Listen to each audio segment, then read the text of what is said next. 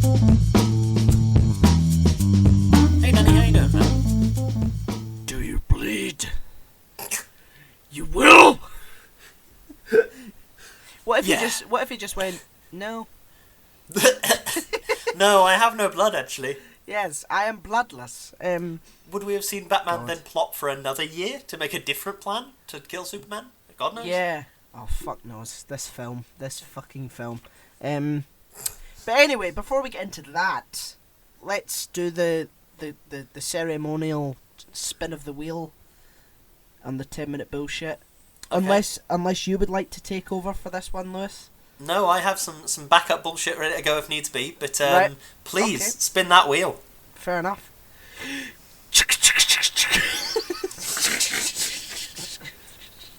I took such a deep breath there. I was like,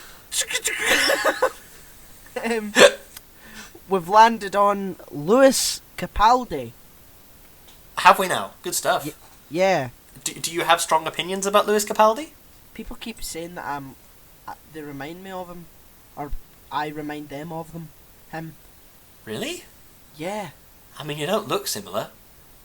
it's really annoying. You only mean- sound similar in the fact that you're both Scottish. It's not even a very, very similar accent.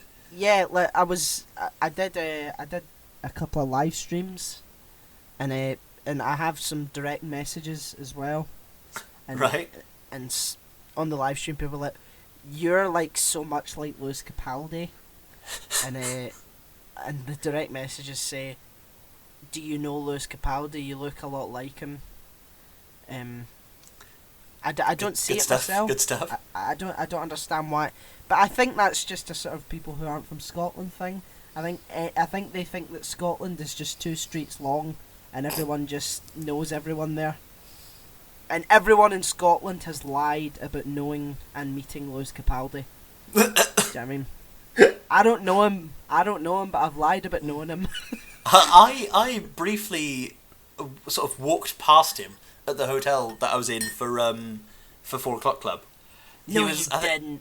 I did, yeah, genuinely. He was at breakfast one day, and I sort of I didn't know what he looked like well enough to say yes, that's definitely Lewis Capaldi. I even Yeah. googled him briefly, and I was still a bit unsure. But like, he had a big team of managers and stuff around him. And I was like, well, I don't want to go over to this group of 30 people and be like, sorry about this, everybody. Excuse me, mate, can I just have a photo? So I ended up just sort of Wow. walking past him on the way out and going, Is that? I'm pretty sure it was. Wow, Yeah, amazing. how exciting times. Yeah, I've he's been, quite. He's a funny guy.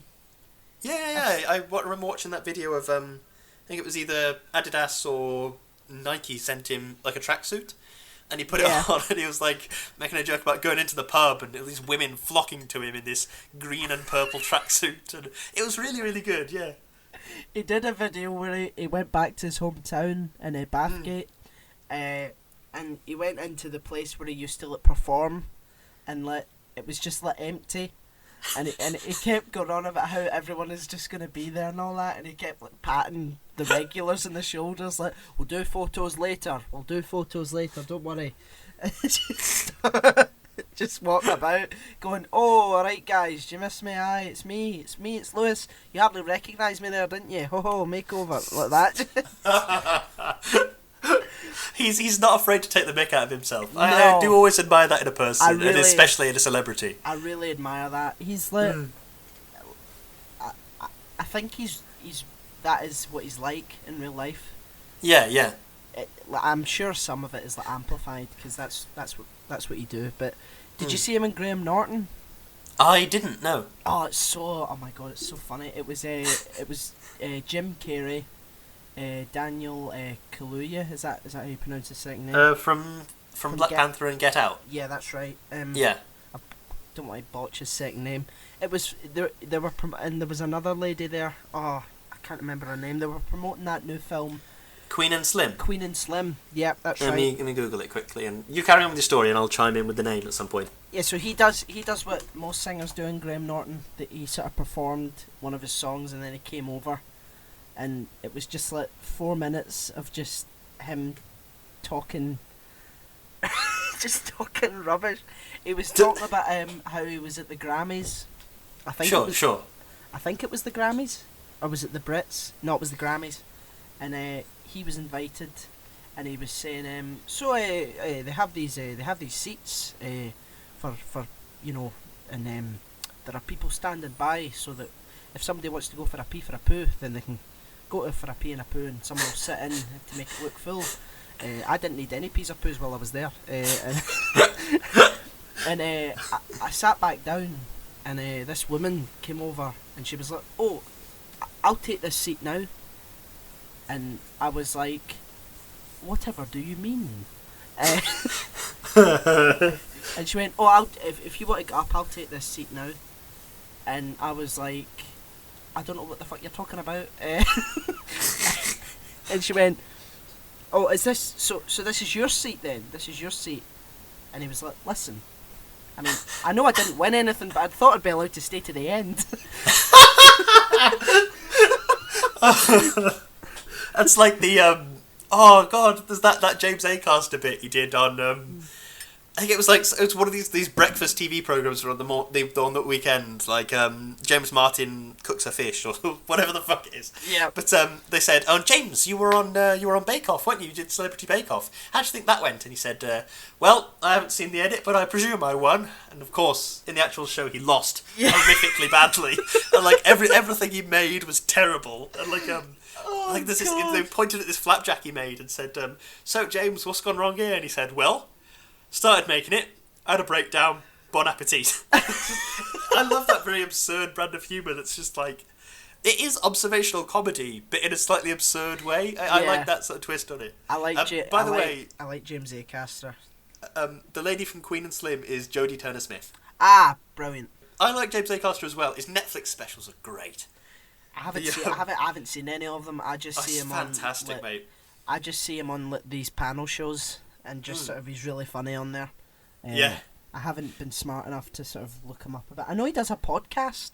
Yes, one of my favourites. It's called Off Menu. He does it with Ed Gamble, the Yeah. other comedian.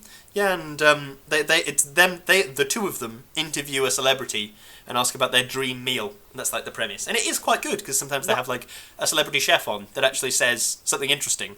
Not that we're promoting any other podcasts, Lewis. No, they're all shite. Listen to us and only us. But yeah, it is good. But yeah, James Acaster's Netflix special, really funny. He talks about like these experiences he's had in Pret-a-Manger, and like he's talking about bananas that he's tried to buy, and he's like, "I said I was going to open up a banana shop," and it just spins these very complicated, specific yarns, and like you can. It's that very clever blend that only very talented performers can do, which is somewhere between like very, very practiced and well thought out, and also it looks improvised. Yeah, so those are the great performances. Yeah, you can still adapt to it if it goes haywire. No, I mean, I don't know how I feel about his music, Lewis Capaldi's music, but like, sure, he is a very funny guy, and it's like, I just feel as if that Scotland was just this little hut that everyone sort of vaguely knew about. Yeah. And then suddenly Lewis Capaldi steps out, and now everyone is just like obsessed. Like, Americans love Scotland. I met an American tourist one time, and he was like, "Yeah, I'm a 2/8 Scotch, and I hail from the what clan was it?" He said, "I hail from the MacDonald clan." Right. Stuff like that. And I was like, yeah, but nobody really does that. Like, it's like, I think it's one of these strange things about America that you don't quite see in any other sort of countries, is that they have this notion that it's like a cultural thing, that they aren't a very old country, but they try to make it appear as though they are. Yeah. In a funny way, like by calling their children the third, the fourth, the whatever, they create these artificial dynasties. Yeah. And then you have like quite a lot of the American population that look at things like, oh, this Scottish clan, the McTavishes or whatever, and they've been there for 16 million billion trillion years. Yeah. And that's like a desirable thing. I don't get it, because I don't like tradition, But yeah, I know that a lot of people do covet it in a way. Yeah. Like a lot of people worldwide covet the royal family, the British royal family, for the same reason of like it's something that nowhere else really has in a lot of ways. Like the Spanish monarchy is like quite very very very different, and lots of different European monarchies are very different to the British monarchy. So yeah, I don't particularly like tradition myself, but I love learning about my clan and other clans and where they were at historical points in time and things like that. So is a clan like a blood thing? Yes, it's like a house almost. Okay. If you know what I mean. Yeah.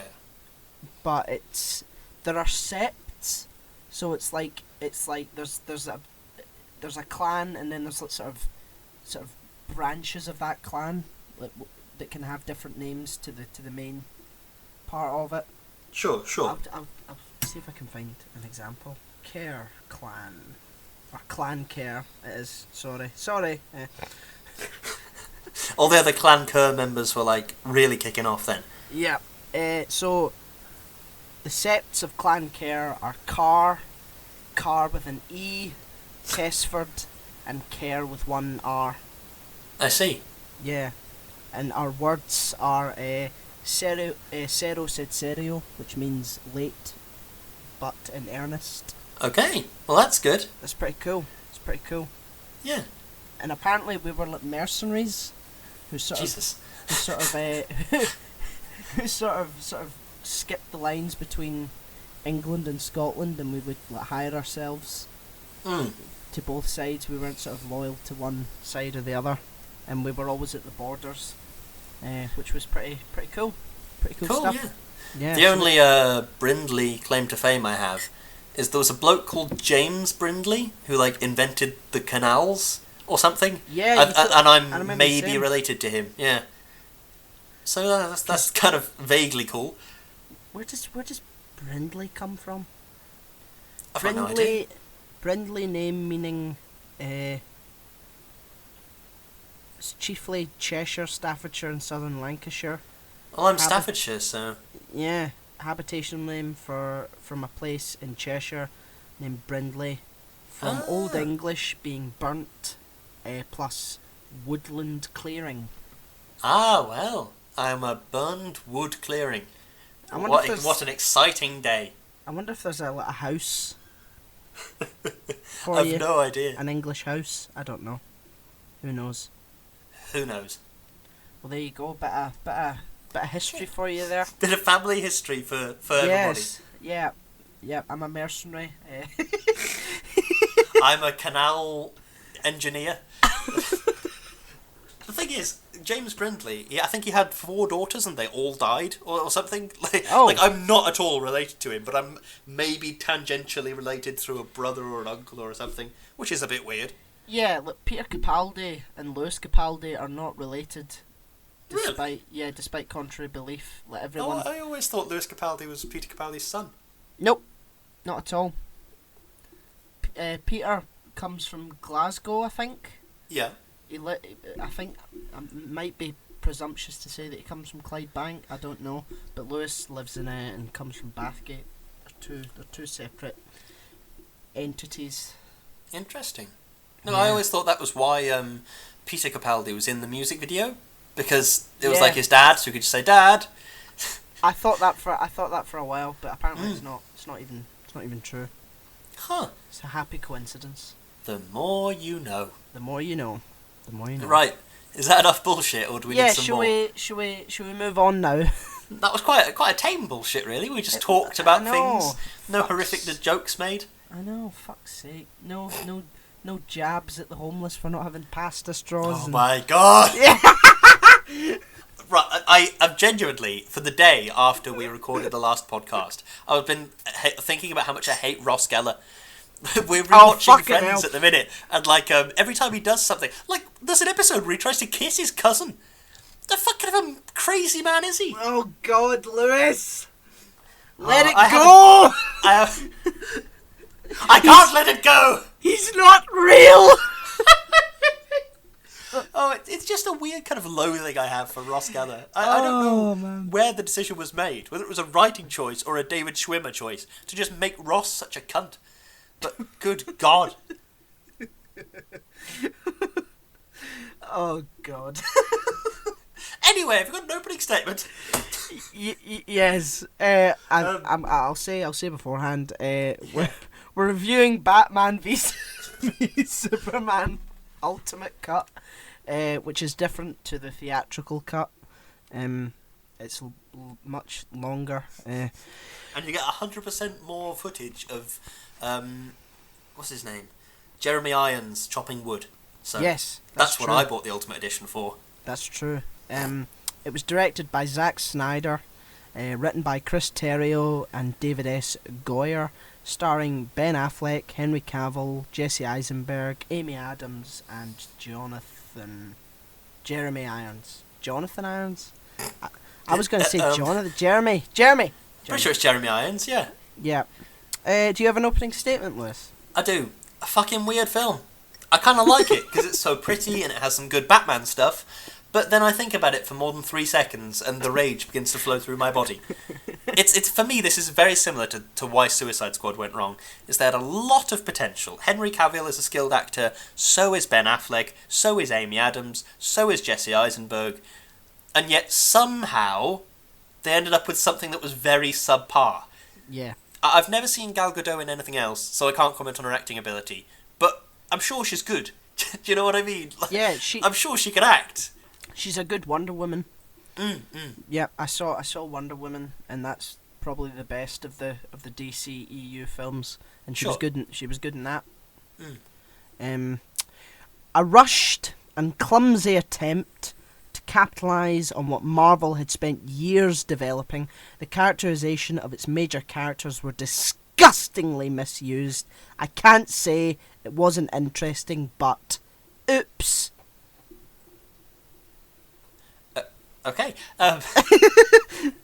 Yeah. This film, you're right. It is rushed. It felt lazy. It's. There's lots of things where, when you think about it for more than 10 seconds, it's like they put a gun to the writer's head and said, "Write this film in the next week," and he had to quickly, print something out and just about had time to spell check it before he printed it off and sent it off to Zack Snyder or whatever.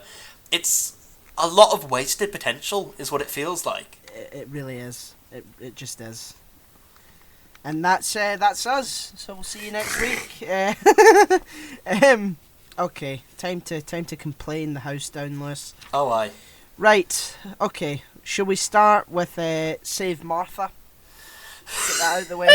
Get that one. The thing is, in itself, the idea, isolating it from the actual words used, the idea is kind of a good one. The idea is Batman, who has never really been a killer, has spent a year plotting the violent murder of this person, who he has vilified and is this awful, horrible person. And then he meets him, and all of a sudden, in the flash of a second, Superman is humanized. And Batman is thinking, well, I can't kill him now, because he's an actual person with thoughts and feelings and stuff. That is a cool idea. But good God, save Martha. Why would you call her Martha? It's easy to tell that you are Clark Kent. And I'm fairly sure Batman had already made that leap. Yeah, so I mean, why wouldn't he have just said, save my mom? Or whatever. Why? Oh. Just need to put glasses on him. Yeah, good God. Like I say, it's like he briefly had that idea and thought, yep, fuck it, we're going to do that. And didn't consider the ramifications of it. Save Martha! Why did you say that? Oh, God. What direction do you think they were given for that scene? I don't know. Talk in the gruffest voice possible. Yeah, I mean, was the voice chip thing that Ben Affleck had still working? Do you know what? No, it was kind of fucked, wasn't it? Do you know what? I love that. I loved that part of it. Yeah, and I wish that Christopher Nolan had done that for Christian Bale, rather than the "Where's Rachel?" The voice is stupid as hell. Yeah, but that sort of dark sort of chip, where he can just sort of speak in this really ominous tone, is really quite smart. I really like that. Yeah. But but Martha, fuck me. That is Yeah. just. Whew.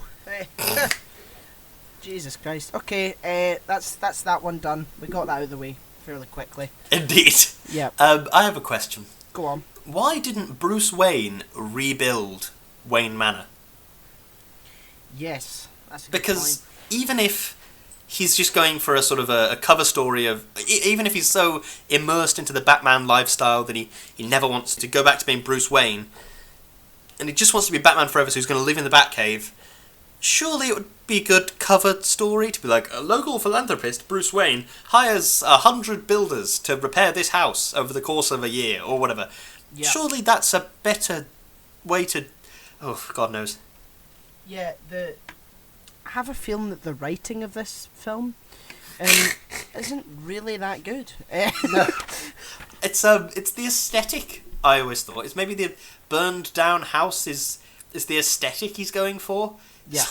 Well, we need to have this dark and broody aesthetic. So I'm Yeah. going to burn down my house and just go with that. Yeah, we'll do that. Let's do that.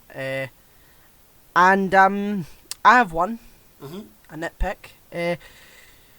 So, Jesse Eisenberg, I've seen a lot of people blame him for the way Lex Luthor was portrayed, but you've hired Jesse Eisenberg, you know, Yeah, sort yeah. of fidgety and unstable. That's what he does. He's really good at that. So I'm gonna lay this one at the feet of the writers and say, why would you try and make Lex Luthor into a sort of discounted Joker? Yeah, I didn't get that either. It was... Yeah. I get that Lex Luthor is a bloke driven mad by his own intelligence, in a way, in this film. He becomes erratic and crazy because Yeah, but he's he's spent not so much time unstable. thinking about it. He's not unstable. He knows how to run a business. He knows how to he just doesn't.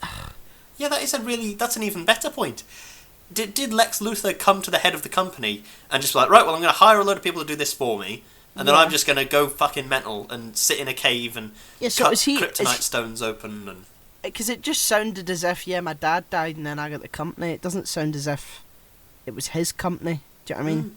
But the point of it is he's a genius that can do these things, and plus he hates Superman. Yeah. You know, in the comics it was a really stupid reason. Like Superman is the reason he lost his hair, which was pretty flimsy. It is a bit, yeah. Yeah, but maybe a younger Lex could have worked if he didn't come across as a fucking junkie on a trip. You know, it's just like Jesus Christ. Yeah. There were some interesting themes about the idea of like God and like Superman being God and teaching God a lesson and things like that. But that's like it was just If you club me over the head with it too much, I'm just going to stop listening.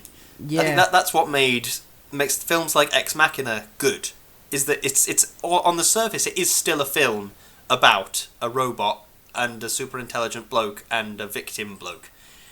But then you dig into it and you're like, well, it could be some kind of a metaphor for the Bible, or it could be some kind of a... But, like, this was literally Lex Luthor saying, like, I have power over God and all this. It's like, oh, come on. At least try and put it in the subtext. Yeah. I remember watching the animated series of Superman when I was younger. Sure. And Superman could... There was an episode... it wasn't Superman, it was the Justice League, actually, and it was an animated show, and there was an episode where Joker had hidden bombs all over the Vegas Strip. Sure. And there was a countdown type thing, and Superman flew up into the sky, squinted his eyes, and found 20 out of 28 of them. Yeah. Like that.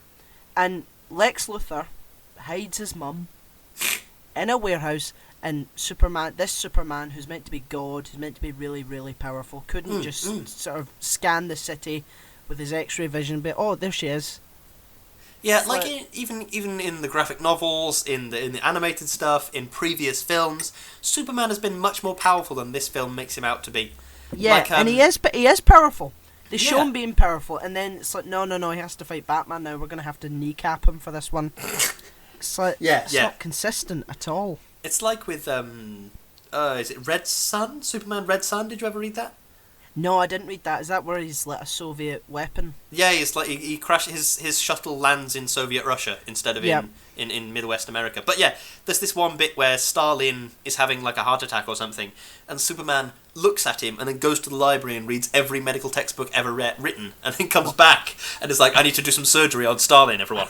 And it's like, it's that is what makes Superman powerful, is his ability to do anything, not his flying and his Yeah. super strong punching. It's his ability to do things, Yeah. to do everything.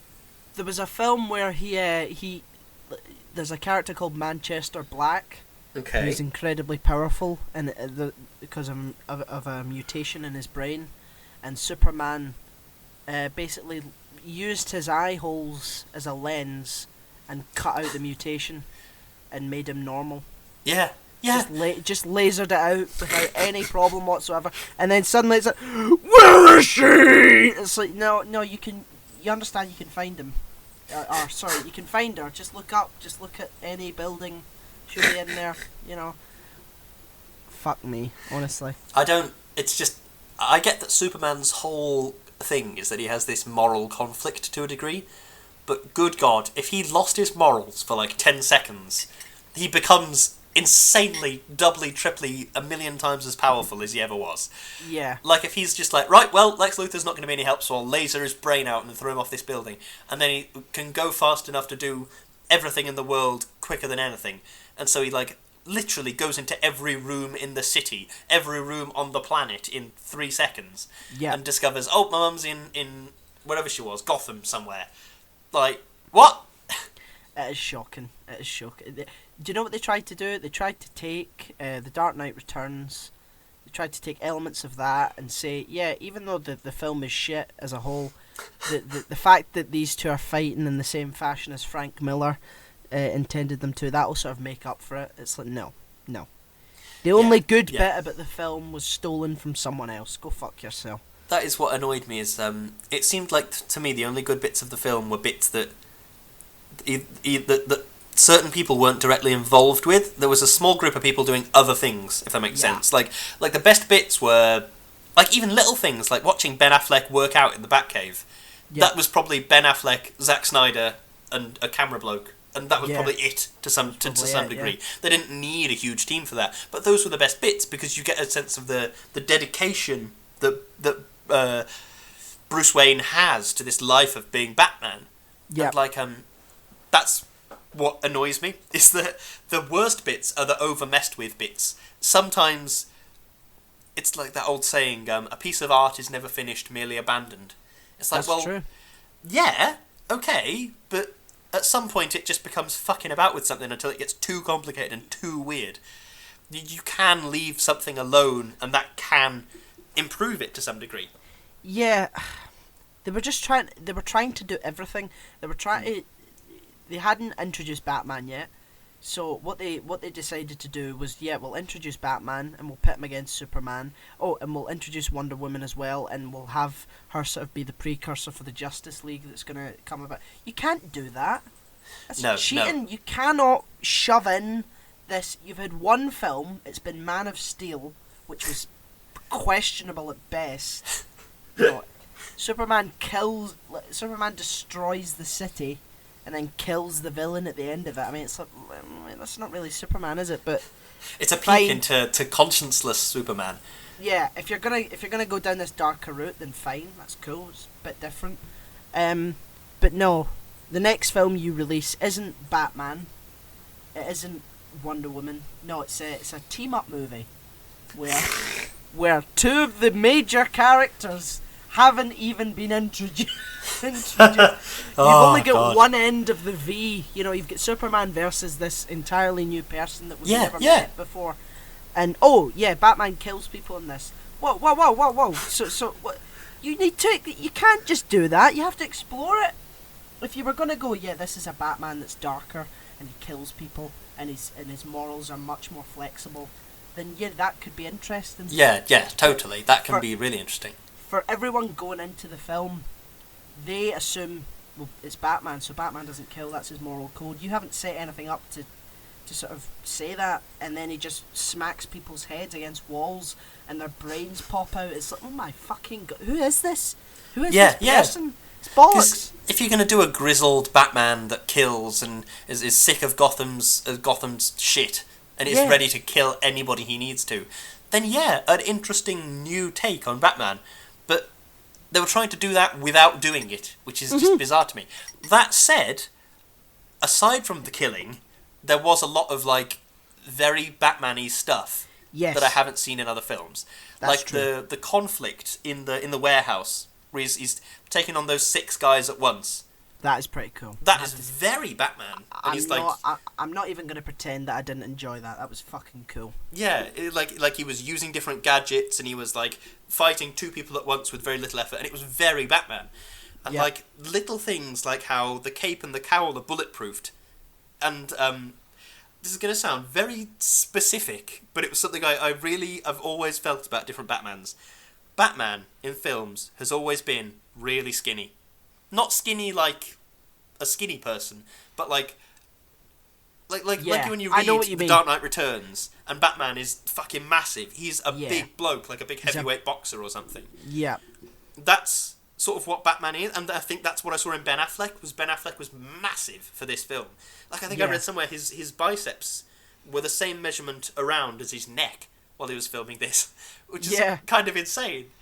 And I think that's what I've always wanted to see, is a Batman that is speedy and agile like a ninja, like how Christian Bale and Val Kilmer were kind of skinnier, but and therefore faster and more agile, but is also incredibly, almost superhumanly strong. And do you see what I mean? It felt like a good balance, a good aesthetic to have. And the suit was gorgeous, let's be honest. Oh, it was pretty good. I prefer, I'm like you, I prefer the sort of old, grizzled, uncompromising Batman. In The Dark Knight Returns, that is my favourite iteration of the character. Just this guy who's been through hell. And his morals are still there, ironclad, and it's like, no matter what you do, I will not break them. And being pushed to his limit is what's so interesting. But no, if Batman just kills people, the character isn't interesting. No. Watching him go through emotional and physical pain to try and be pushed to that point is what makes it so engaging. But if you just... Batman can just do anything then. He has no struggle. He can just do whatever he wants. He's got the money and he's got no morals to guide him, so who gives a fuck? Do you know what I mean? It's just bollocks. Like, Batman has killed people in the comics, but it's always been... I don't know what the word is, like, it's either something he's been forced into, or accidental, or things like that. It's made a big deal if he kills someone. He feels bad about it, he questions about whether he should be Batman anymore, if he has given up his moral code so easily, and stuff like that. Yeah.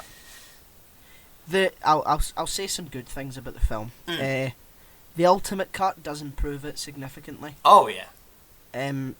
So that, you know, the's more minutes on it and it feels more like a coherent story. The Africa sequence at the beginning feels a lot better. Yes, with Jimmy 100%. Olsen. I like Jimmy Olsen in the comics, so it was a nice touch. And having him sort of killed is pretty, you know, oh right, okay, so that's the kind of film that we're watching. That was pretty cool. Clark does some journalism in the Ultimate Cut, which is good. You didn't get that in the theatrical cut for some fucking reason. What else? Like you were saying, Jeremy Irons chopping logs. Chopping some wood. Yep, that's always good. That is some good. But the Ultimate Cut, I don't know whether it makes it better or it just sort of better bits are added to a bad thing, if you know what I mean. I think, in my view, it was sort of like the Ultimate Edition. There's no enormous scene that wasn't in the theatrical cut. It's lots of very little things. Like, you see Clark doing some investigative journalism, and you see Jeremy Irons chopping some wood, and you see little things like that are just a couple of extra foundations upon which this story is built, and it just gives it a bit more depth, and it makes it a bit more human and understandable. Yeah, I agree. I agree. The Mercy character was botched as well. I'm not sure who that is. Lex Luthor's assistant, Mercy. I have already forgotten her. Good grief. Yeah, yeah. She plays such a big role in the comics. She's so formidable. She's almost like a sort of really reserved, badass. Harley Quinn, you know. And no, we don't need her. She's just sort of there, you know, for some reason, fan service. But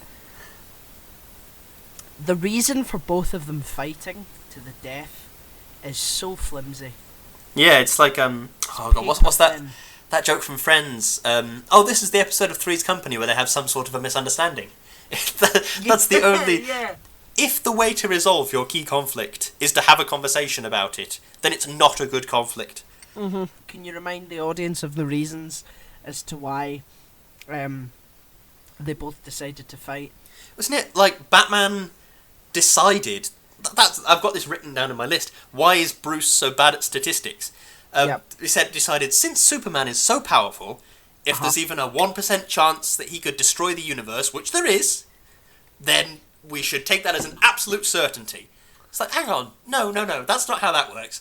You concentrate on the other 99%. Like, there's a 1% chance that I could spontaneously, horrifically die in the next 30 minutes.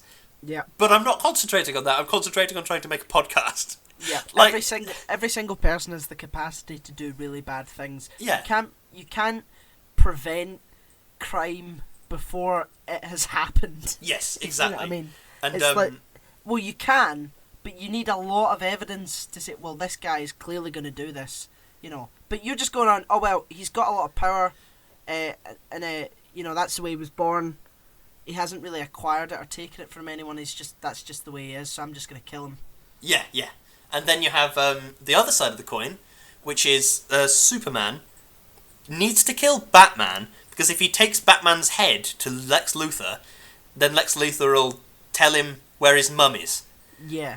But, of course, that overlooks the fact that Batman is very justice-oriented.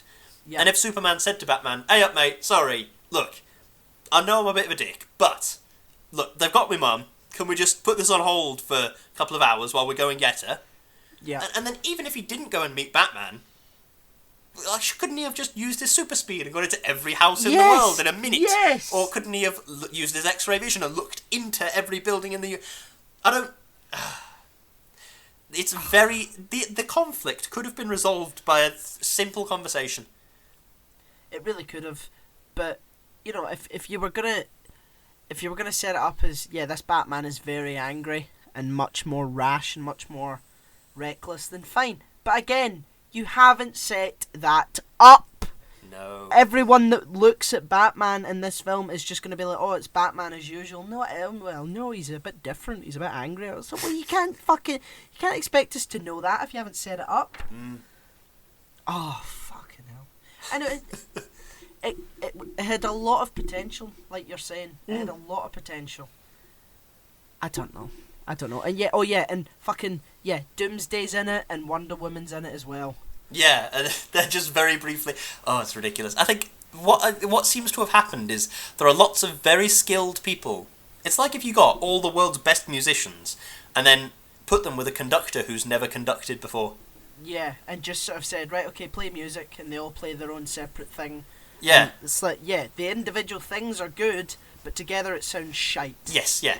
Like, yeah, it just gets me. Like, little things like the opening sequence where Batman is, like, up in the corner of that building, and he's, like, clutched up in the corner like a bat is. And you're like, yeah, great, that's actual Batman doing Batman stuff. Yeah. And then immediately a policeman tries to shoot Batman, and you're thinking, what? What? These women have just told you there's a demon in the house, and for all you know, this bloke is clearly a Batman, let's be honest, and your old partner has just said, Batman's in their house, or whatever it was, and then you're going to try and shoot... Oh. It's like a moron looked at the script and said, whoa, we don't need that bit, crossed it off, and wrote something else in. It's just really weird. I don't get it. I've said this about Suicide Squad, and I'll say it about this film. I don't understand how this happened. Skilled actors, skilled writers, skilled composers, skilled everything, and somehow you end up with this, which just doesn't work. Why didn't Batman kill Lex Luthor? Right! Why didn't Batman kill Lex Luthor? Batman's killing people all over the shop now. Yeah, it's just Through his head or something. I won't kill the main guy. I'm only killing the henchman. He kills basically every fucking person he comes into contact with. Even the fucking other hero of the film he tries to kill. But no, the bald, crazy guy who'd set you both against each other, you're going to let him live and send him to Arkham Asylum. Fuck off. Yeah, done. See the end scene where Lex Luthor's like, the bell cannot be unrung. It's really cringy, by the way. Yeah, it's really shit. It's dialogue is hard to write, but good God, try harder than that. Yes, snot coming down his nose and all. And yeah, there's that cameo from Steppenwolf. Setting up the next film, and we're supposed to know who the fuck that is. It's just like, who's that?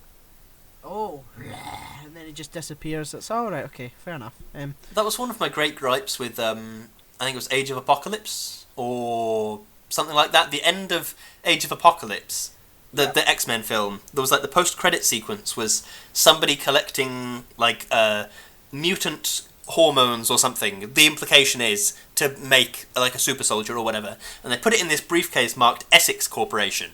And like, I mean, I love X-Men, so I knew it was Nathaniel Essex as Mr. Sinister, is some other villain from the X-Men sort of brand. Yeah. But then you think about it for a second, you think, well, Apocalypse and Mr. Sinister are essentially just the same person.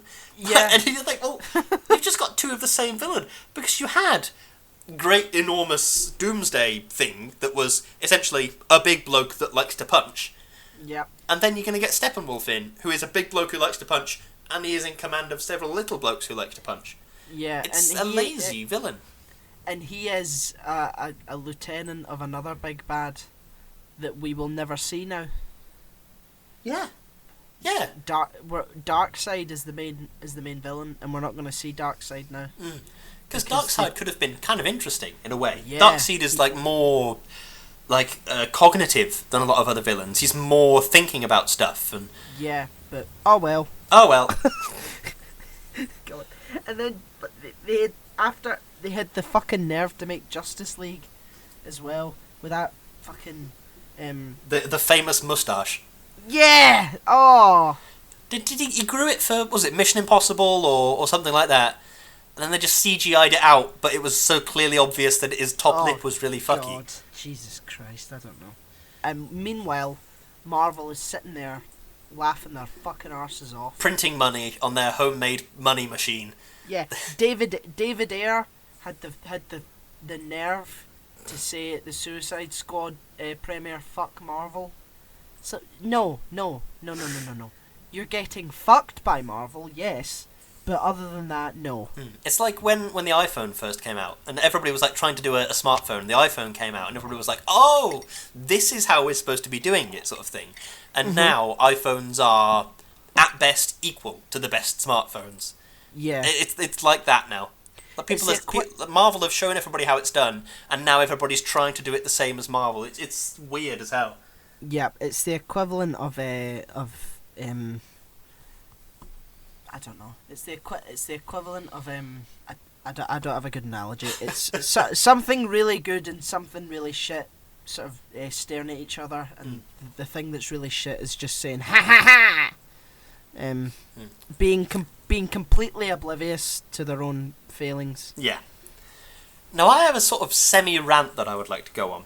Go on. I am a big fan of the costume design in this film.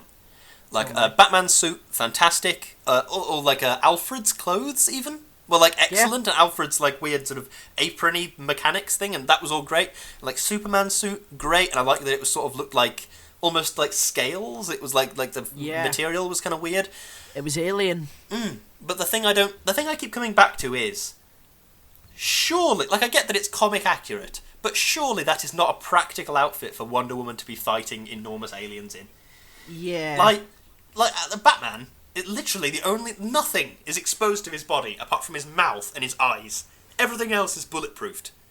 And yet Wonder Woman is there in a very small skirt and like I don't get it. It just But she's an Amazon. She is, but like and her body is incredibly durable. Yeah, okay. You know, But even then, Superman is much stronger than her. Yeah. And his body's fully covered. It's very strange. It's like, oh yeah, we're gonna make it like the comics, and then they just immediately were like, right, we're gonna make Gal Gadot wear as little as possible. It's a very strange thing which I don't like or get. Yeah. So it's Give us some Kevlar. Come on now. and the trailers for the film, we already know that they're going to end up teaming up by the end of it. Yes. Batman v Superman, and then it should say plus Wonder Woman's in it, and then they team up at the end and fight another thing. Fuck's sake, man! Honestly. I have a sort of question. Go on. Of all the possible options that were presented to Superman, why did he decide to sacrifice himself? Yeah. Why was that his go? Like, couldn't he have just taken over in the holding Doomsday back that Wonder Woman was doing? Couldn't he have thrown it really hard? Yeah, if he had the strength, because he had the strength at first to pick it up and run with it and fly with it. Couldn't he have just fucking thrown it? Just fingers crossed, sort of thing. He can pick up buildings, for fuck's sake. Like, whether I know he's really weakened and shit like that, but it's like if he can fly as fast as lightning over to him and stick it inside his heart, then you can definitely throw it at him and really hard. I don't know. Fucking film. It's Fuck like, off. Yeah. It is like they made a great film and then said, right, how can we make this a bit shitter? Yeah. What can we do to make this not quite as good? All the pieces were there, but they just put them in. They added all the pieces and then got a different jigsaw and started gluing bits on to the side. Oh. So this is some snotty kid comes in and goes, "This is good, but I want to put my one on it," and just starts gluing bits. So no, you can't do that. Fuck off! And just. Oh god, it felt like it was a film made by a committee. Do you know what I mean? And it's like when you look at long. Yeah. I don't know why it's 3 hours long. 3 hours worth of stuff did not happen in this film, and yet it's 3 hours long somehow. I don't know. I really don't. I don't know what they were thinking. No, me neither. And there's so little fighting between the two of them. It does not deserve to be called Batman v Superman: Dawn of Justice. No. And where's the dawn of justice? Where does the justice dawn? How close to an actual dawn is the justice dawn? It's like 8 minutes long, the fight sequence. It should have been at least 20 minutes long. Yeah. At least. Yeah. In a film that's dedicated to a versus between two characters. Yeah. Oh. God. Fuck's sake. It's just such a dumbass film, man. It really is. I mean, props for release. They should have just released the ultimate cut, and then it would have got lit. And then they would have released the ultimate cut, where they tacked on another hour of shit, just. What would have been in the ultimate cut that we didn't see in the ultimate cut? Lex Luthor wiping the snot away from his nose as Batman leaves the cell. Batman sort of going to the funerals of the many people he killed, and then just sort of pissing on their graves. But I am about justice. Just. Oh god. That could have been an interesting way to take the character. Yeah, it could have been. Yeah. You've killed someone, so the just punishment is that you die, or something like that. You beat up someone, so the just punishment is you get beat up. If he's totally about justice, then that could have been interesting. But no. I think the only Lex interesting... Luthor nearly destroyed the world, so he gets to go to a mental hospital. I think the only way I've been able to rationalise that Batman in my head is with a fan theory about Suicide Squad. Of all things, that's the only way I've been able to rationalise it. The fan theory said that this film is set however much time after the Christopher Nolan Batman. It's the same Batman. It's Christian Bale has aged into Ben Affleck. Let's just say that for the sake of argument. Okay. And at some point, Christian Bale got a Robin, and that Robin was turned insane by Heath Ledger's Joker, and then that Robin that was turned insane became the Jared Leto Joker. And in retaliation for this insanity making, Batman killed Heath Ledger Joker, Right. And then right. that turned him down the path of, well, I guess I just have to. I guess if I've killed him, I can just kill whoever I like now. And but he hasn't killed Robin Joker. No, because he couldn't Or- bring himself to kill his adopted son, as it were. Or Harley Quinn, or every other villain. Yeah, out there. don't get me wrong, dumb as hell, but Yeah, it's a big- slightly less dumb than a gaping plot hole. quite. I think that would have been really bad if they'd done that. I don't know. It's just bad, isn't it? It's just Yeah. bad. It's just a bad film. It is a bad film. You can rationalise it to death, but it's just it's a bad film. Mm. There's not a lot to say about other than that. Yeah. Have you got I any more think I'm out of CRQs? Any more anything? no, I think I'm out of notes. I'm kind of out of notes as well. I had some comments about but I think we've covered them, which is weird as hell. And we're not even over an hour. It's like the whole point of this was like, yeah, let's talk about shit films to get us over the hour mark, and now we can't even get past it. We're at 51 or 52 or whatever it is. Oh, fucking hell. Fucking hell. I don't. Yeah. Here's a question. In this world, does Wayne Tech also produce like guns and stuff? Is that what he's outfitted the bat plane with? Yeah, it wouldn't surprise me. Also, I was a fan of like all the like the bat plane tech and the Batmobile tech, and how Alfred was like remotely piloting. Yeah, that was cool. That was I cool. liked that. Yeah. And it was quite strange how Alfred felt it necessary to drink whiskey while he was repairing the car. Yeah. But that was odd. But I liked the painting Mm. of the angels and the demons. That was a good sort of thing at the end when it was like all that violin music was playing and Lex Luthor turned the thing upside down, and it was the demons sort of coming to us. That's a good setup, I think. And then it was executed like a shit in a playhouse, but who cares? If you had to change one thing about this movie to make it better than what it currently is, what would you change? I would change. Can be a writing decision or a casting decision or anything. I would change the writing Yeah? in every way.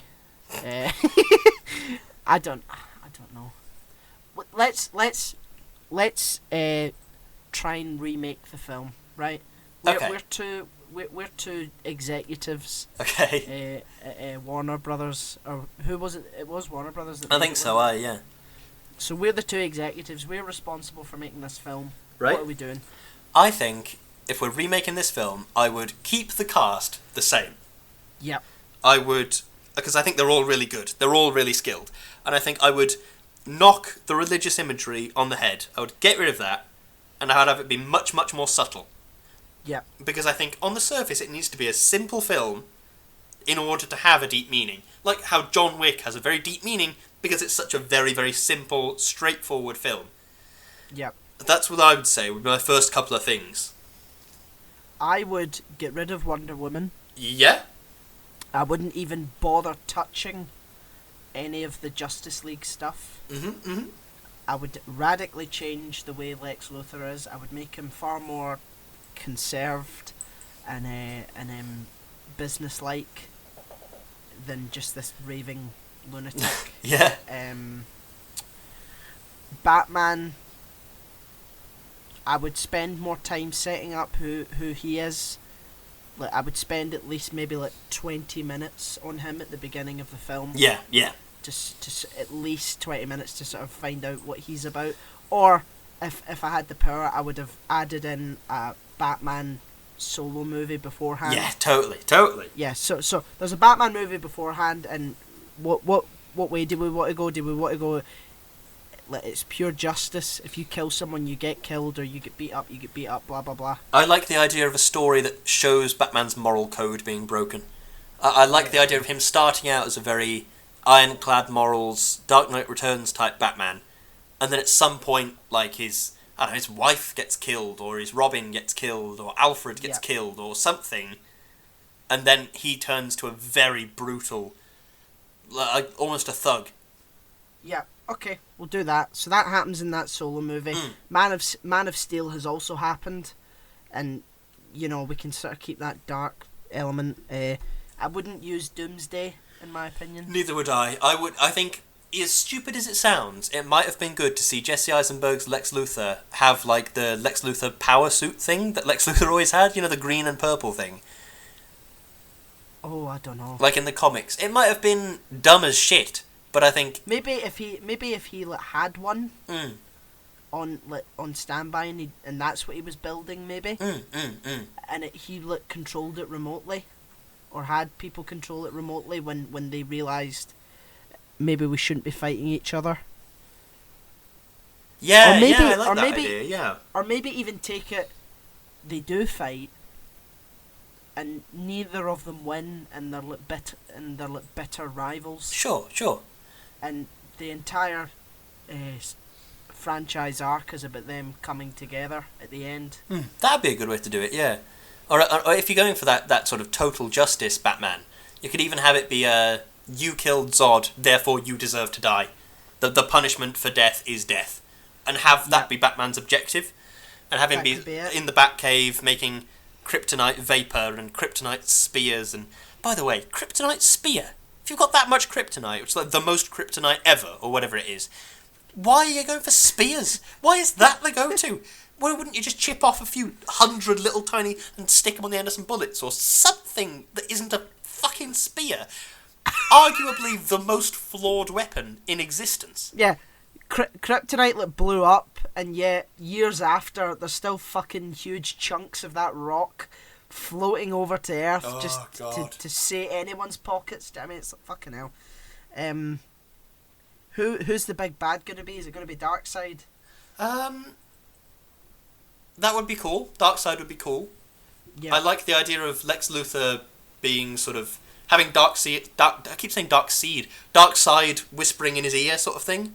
Yeah. He's sat at his desk at the company. And like even if he's just absent-mindedly tapping away a rhythm that is the bell ringing or whatever, yeah. and he's got his Darkseid is somehow in Lex Luthor's head. I like that idea. I like that. That's pretty cool. Because then that sets you up for the next one, which would be there's a Wonder Woman film in between Batman v Superman and the next team up film, and then you have Wonder Woman, Batman, Superman defeat Darkseid together. And potentially they find somebody along the way like Flash or Aquaman or something. Yeah. Yeah. Marvel had Iron Man, Captain America, the First Avenger, and the Incredible Hulk before they did Avengers, didn't they? Yeah, because they sort of got away they had with... Thor as well. Because they sort of got away with Hawkeye and Black Widow and sort of saying they are essentially just S.H.I.E.L.D. agents. They're essentially like mercenaries on the payroll that we've just bringing them along because they've got a unique set of skills, sort of thing. Yeah, and Black Widow was in Iron Man 2 anyway. She was. So that was a nice introduction for her, yeah. Yeah, but, yeah, so maybe not have a team-up movie after your first film. Or if you are going to make it about the two people that you said you're going to do it over. I don't know, but now they're doing Wonder Woman 1984. Yeah, which seems to me like a bit of a grab at this sort of post Stranger Things, post Ready Player One love of old references. Yeah, so what are they? How does that fit canonically? Are they still in the DCEU, or are they just abandoning? Because I don't know. Are we going to see Thomas Wayne in the 80s doing something? Maybe, I don't know. I'm sort of done with the DCEU. I can't really be bothered with it. I like the idea that they're going to go with this sort of solo film direction, like Joker. As I've said a million times, like character studies type thing. I think that'd be pretty cool. That is a cool idea. Like if you made the Robert Pattinson Batman a character study of Batman, do you know what I mean? That'd be a good way to go. Oh yeah, that started filming in Glasgow. Yeah, have you seen the photos? The set photos? Yeah, they look pretty cool. It does look cool. I like that he reminds me of Daredevil. Yes, yeah. A little bit. It's a bit of a cross between... Like the suit does look a bit realistic. If somebody Yeah. was in that thing in real life, that's the kind of thing you'd expect them to be wearing. It does look like it's based on some kind of a Kevlar bodysuit or whatever. It looks slightly certainly more does. real, and the bike looks like a motorbike with stuff on it. Do you know what I mean? Uh huh. I don't know. I don't know what they're doing. Who do you think the next villain's going to be in Marvel? I don't even know what is next in Marvel. I don't seem to give a shit anymore. Now Endgame's over, I don't really seem to care. Because Yeah. they're moving into those TV series, aren't they? There's the Loki TV series. I think they're all separate to each other. There's Loki, there's Doctor Strange Multiverse of Madness, which seems to be a bit of a Avengers 6 sort of thing. And there's Yeah. the WandaVision one, which seems to be a sort of a Wanda and Vision go a bit mad and stuff happens. What's the Yeah. one? Falcon and the Winter Soldier. Black Widow as well. Oh yeah, and Black Widow. That's a film, isn't it? With what's his name in it from Stranger Things? Hopper. Yeah, and David Harbour. Florence. Yeah, that's right, and Florence Pugh as well. Yeah, that looks good. It does look I good. haven't actually seen the trailer, but I'm big into this idea of like a sort of a spy thriller set in old school Russia. I like that idea. Yeah, my pal was working on it as a. I think he was a runner. I can't remember. No, he wasn't. I think he was he moved big camera pieces about for them. Sure. So yeah, he said it looks pretty good. Nice. So who knows? Who knows? Who knows? But aside from that film, I don't know. Like, I think there's a Captain Marvel 2 on the way. I think there's a Black Panther 2. I don't really know. I don't know Yeah. where they can really go from this. Yeah, because Thanos is maybe they go for Galactus or something like that. Oh, that'd be good. I'd like. That would Oh be good. God, I love the Fantastic Four. I have. They always have been my favourites.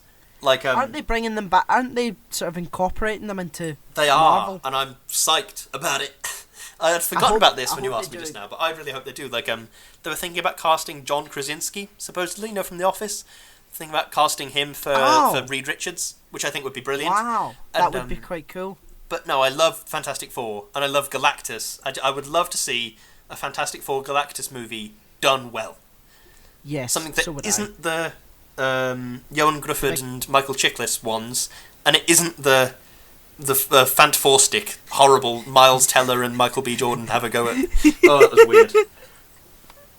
Oh God, I mean, I've got to see the corridor scene where Doom is sort of walking down and just Oh, God. killing people. Yeah, That was pretty cool. I like that. But then he failed to kill anyone else throughout the entire film.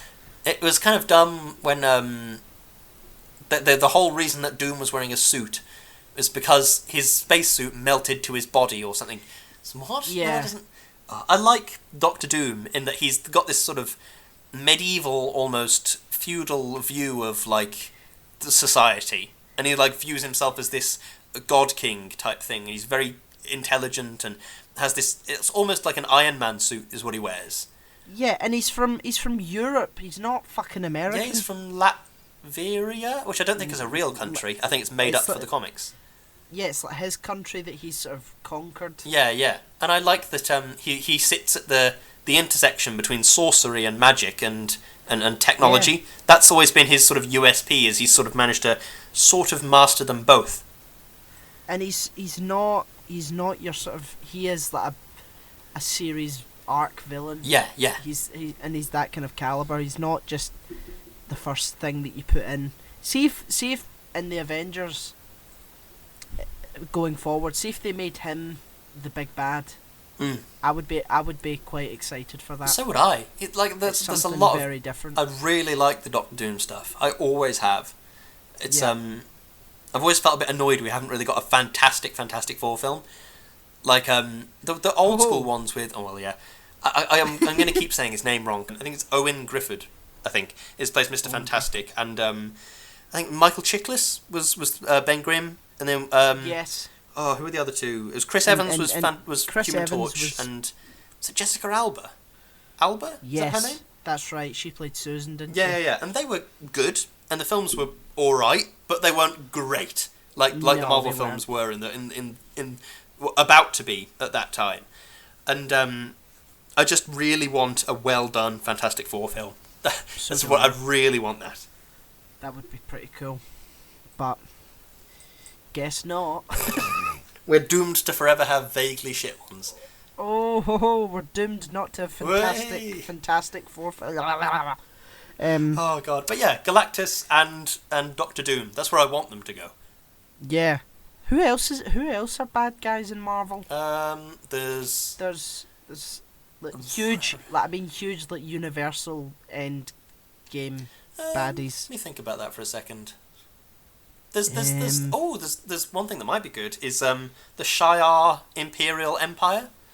It's like a thing from old school X-Men comics, and they have like the head princess of the Shi'ar is like in love with Charles Xavier in the comic books, in the old school comic books, and that was always quite an interesting dynamic to see these two sort of fall in love and to have this universe wide galactic empire that she also is governing at the same time. It's kind of cool. That would be cool. I'd like to see that. And then you could get like the Shi'ar have this Imperial Guard, which is full of like different superheroes with interesting different powers and stuff. So that'd be cool. I love the cosmic entities in Marvel, like the Celestials and stuff. Yeah, like Mephisto and like and what do you call it? Is it Eternity? Yeah, they have like Eternity is one of them. Yeah, and then there's like the Living Tribunal, and then above him isn't it just like God or like the One Above All or something like that? Yeah, the One Above All. Yeah, stuff like that. I want to see that. I want to see this cosmic, big end game of it. Not end game, but you know what I mean. I didn't like Endgame. No, I know what you mean. It's I don't like the fact that they cheated. Why are they using time travel? Why can't you just use the pieces that you've set up on the board? I don't like that it was a consequence-free ending. Even though I know Iron Man and Black Widow died, it felt consequence-free. And I didn't like that like Captain America didn't have a very good ending. He didn't he went back on pretty much his entire arc, which was I just want to live in peace with Bucky. He went back on that and time travelled back to Peggy, and I don't like that. And they'd set it up so well in Infinity War. It was like, oh my god, what's gonna happen? And then no, if they'd used the Infinity Gauntlet to bring everyone back, and then it was destroyed afterwards, then fine. You're using the pieces that you have. That's fine. But to use fucking time travel, fuck off. Yeah, you're right. Oh well. Jesus. Oh god. I completely forgot we were talking about Batman v Superman. Yeah, we deviated and started talking about their direct competition. Yeah, we because they're just doing so much better than you guys, Come on, guys, what are you playing at? Come on. Get your finger out. I think that might be the end of it. Yeah. Have you got any closing statements or anything? I do. Shite, but not as shite as the theatrical cut. Accurate, short and sweet. There you go. This film could have been great with a few minor alterations. If Batman hadn't killed people, if the whole Martha thing had been less dumb, or rather more well built up to, and if the end monster was less ridiculously done. It was just a big lump of grey goop. Why? Make it compelling. Make Luthor do something more interesting than standing on the sidelines, being all weird, and making people eat sweets. That was weird. Why did he feel the need to so weird. Gently push a sweet into a man's mouth? It was just weird. God, what the fuck is that about? I don't know. Oh man, Jesus. Well, that's that one out the way. Have we got to do? What have we got to do now? Bit of shilling, or are we talking about next week? Bit of shilling. Well, we'll do the shilling first, and then we'll talk about next week. Okay. So I am on Instagram at Ohiram. I am on Facebook at Daniel Kerr. I'm on Twitter that I don't really use at Kerzo2000. What are you on, Lewis? I am on Instagram at Lewis_Brindley. I am on Twitter at LewisBrindley4, and I have a Facebook page, Lewis Brindley. Well, there you go. We're hosted by Podomatic. We're on Spotify. We're on Apple Podcasts. We might be on Deezer. No one cares. I think we are. I haven't bothered to find out. Shall I find out now, live on air? Go on. Deezer. Hang on, everyone. Deezer Podcasts. Okay, here we go. Deezer Podcasts. Podcasts Deezer. There we go. And please tell me I don't have to make an account to search, because I might cry if I do. Okay, I can't find a search button. It's going well so far. Okay, I don't think... Oh no, there's a search button. Shouting into the void. No. Nothing. Yeah, we're on Deezer. Oh, we're on Deezer. Yeah, loads of stuff. Yeah, we're on Deezer. There you go. There we go. Good stuff, eh? And we've got a YouTube channel as well. I'm slowly uploading things to that. I just about got episode 8 uploaded. Yesterday, middle of the night, sort of thing. Yeah, give that a like. Yep. All right, very nice. Give it a like. Because I've processed all of the podcasts now. They're all videos waiting to be uploaded. Yeah. So I've got like 20 different things to upload, and it just takes fucking forever. Just ages. Oh yeah. I feel for you. I have to start it before I go to bed and just like hope it's done by the morning. Fuck's sake. We've got a PayPal donate button. We're on Patreon as well. Mm-hmm. Yeah, so give us money, please. Anytime. Anytime. We'll be here. We'll be here. Just empty your pockets. We'll be here. Don't worry. That's it. Don't worry. So yeah. So Lewis, what we doing next week? Well, the thing is, Doctor Who, the well-known, well-loved sci-fi TV show, is coming to an end. This series is. It certainly is. We're going to pick up a different show to do a weekly episode on, and that show is commonly known as Better Call Saul. Yes, it's a prequel to Breaking Bad. It is. And so next week we're going to do a Void episode, which is seasons 1 to 4 and the first bit of season 5 of Better Call Saul. And then we are going to do a weekly episode talking about every new episode of Shouting into the Better Call Saul. That's what we're doing.